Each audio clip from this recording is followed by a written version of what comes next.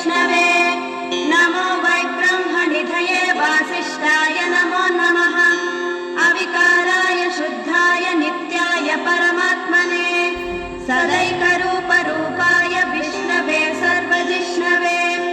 यस्य स्मरणमात्रेण जन्म संसारबन्धनात्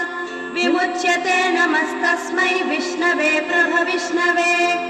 ॐ नमो विष्णवे प्रभविष्णवे श्रीवैशम्पायन उवाच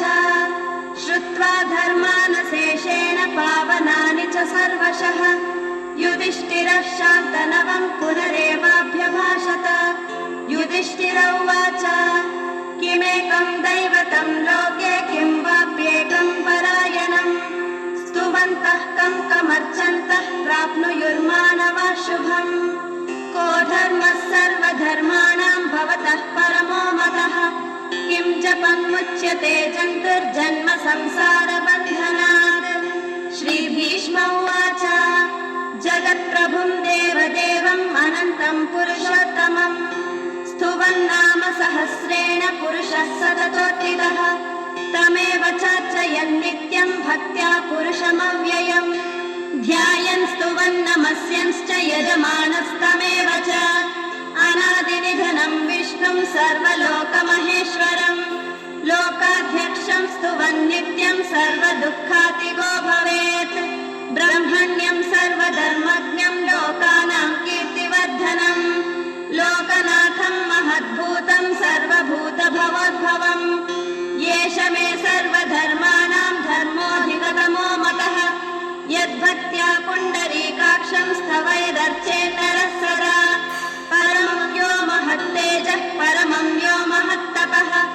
परमं यो महद्ब्रह्म परमं यः परायणम् पवित्राणां पवित्रं यो मङ्गलानां च मङ्गलम् दैवतं देवतानां च भूतानां यो व्ययः पिता यतः सर्वाणि भूतानि भवन्त्यादियुगागमे यस्मिंश्च प्रलयं यान्ति पुनरेव युगक्षये तस्य लोकप्रधानस्य जगन्नाथस्य भूपते विष्णोर्नाम सहस्रं मे शृणु पापभयापहम् यानि नामानि गौणानि विख्यातानि महात्मनः ऋषिभिः परिगीतानि तानि वक्ष्यामि भूतये ऋषिर्नाम्नां सहस्रस्य वेदव्यासो महामुनिः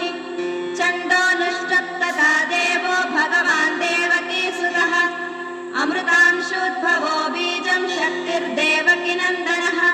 त्रिसामा हृदयं तस्य शान्तार्थे विनियुज्यते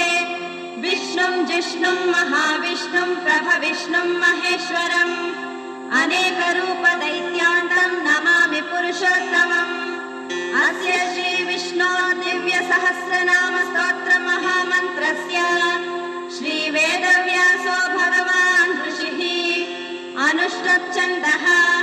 श्रीमहाविष्णुः परमात्मा श्रीमन्नारायणो देवता अमृतांशोद्भवो भानुरिति बीजम् देवकीनन्दनः षष्ठेति शक्तिः उद्भवक्षोभणो देवैति परमो मन्त्रः शङ्खबृन्नन्दकी चक्रीति कीलकम् शाङ्गधन्वा गदाधर इत्यस्त्रम् रथाङ्गपाणिरक्षोभ्य इति नेत्रम् त्रिसामा सामगः सामेति कवचम् आनन्दं परब्रह्मेति योनिः ऋतुः सुदर्शनः काल इति दिग्बन्धः श्रीविश्वरूप इति ध्यानम् श्रीमहाविष्णुप्रीत्यर्थे सहस्रनाम जपे विनियोगः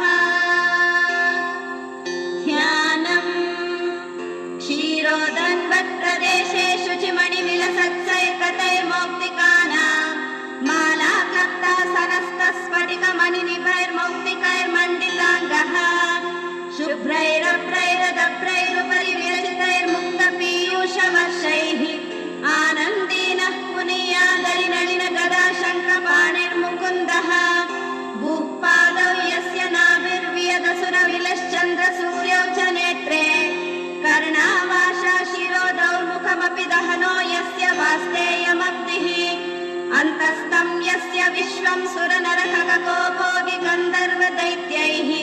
चित्रं रं रम्यते तं त्रिभुवनवपुषं विष्णुमीश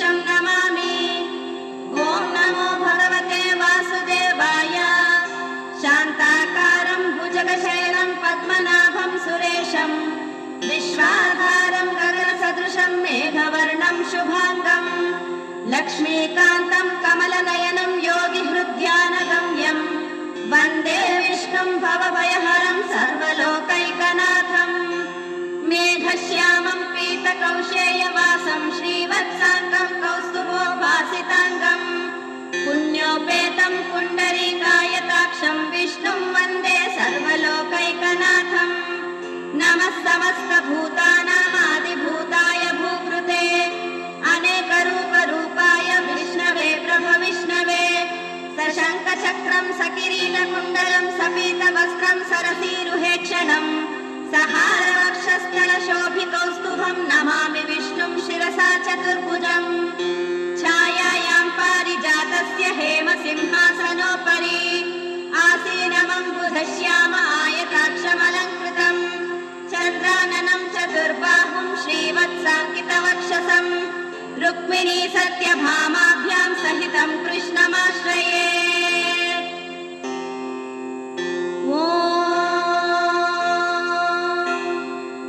विश्वं विष्णुर्वषट्कार